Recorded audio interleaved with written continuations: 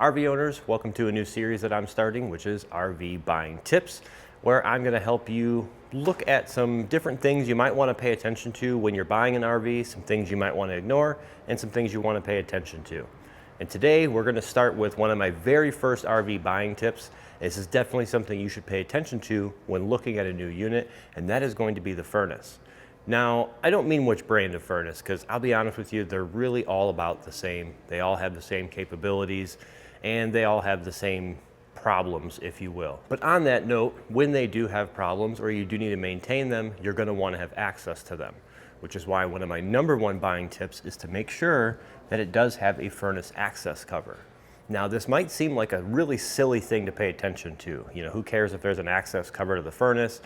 Some of you guys may say that because maybe you don't do your own work and you're just going to hire someone to do it. Let me tell you why not having one of these is not only going to cost you a headache if you're doing this yourself, but it's going to cost you more money if you're hiring somebody like myself or a service center to complete the work. Now, on some units, you will just have this exhaust on the exterior of the coach, and that means you don't have access to the furnace. And fun fact, all of the important stuff you have to access is right behind this cover here when you do have the access panel installed from factory, meaning that diagnosing or just maintaining it is as simple as removing 4 screws and accessing almost every component of this furnace. If not, just a few more connections and you can pull the whole core of this furnace out. Now, without that, in order to maintain or repair the furnace, you're going to have to access it from inside wherever they buried the furnace.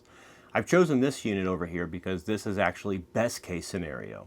Best case scenario, you're going to have a metal grate like this one below a refrigerator or in a cabinet somewhere that if you remove this, you should have access to most of the furnace. But again, all of the components of the furnace are located along the front side of it behind that access panel. So even if you do have a grate like this where they claim you have easy access to the furnace, in order to get to something as simple as the sail switch, you're going to have to dismount all of the ducts that go to this, the propane line, all of the wiring going to it most of the time. Sometimes you have enough length to pull it out.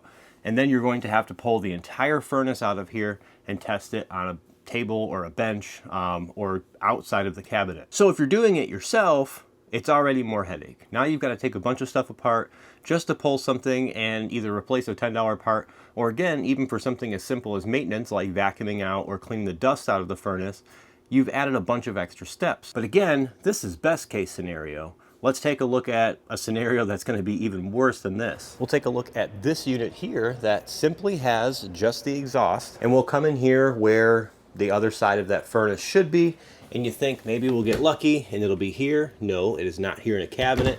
It is actually located behind this panel here that you'll have to remove, just like that vent that we had in the other unit. But you're going to have to take that apart. You're going to have to disassemble all the ductwork and everything and slide that furnace out. I know it seems like a really silly thing to pay attention to. You might want to pay attention to all the fancy cabinets and the fancy shower surrounds and all that. But sometimes these simple things are something that you want to keep your eyes on when purchasing an RV, because again, at the end of the day, it's going to save you time or money.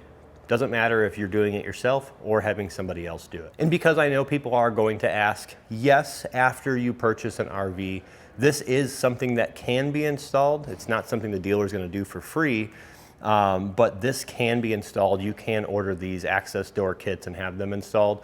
It is going to be quite the job though. We're going to have to cut a hole in the side of the unit and get that door installed properly, but it is doable. So I wouldn't say let it break a deal on a perfect unit that works for you. This could always be done, but again, keep it in mind. If you guys want to see more tech tips, tricks, and even some tours in RVs like this one, make sure you guys are pressing that subscribe button.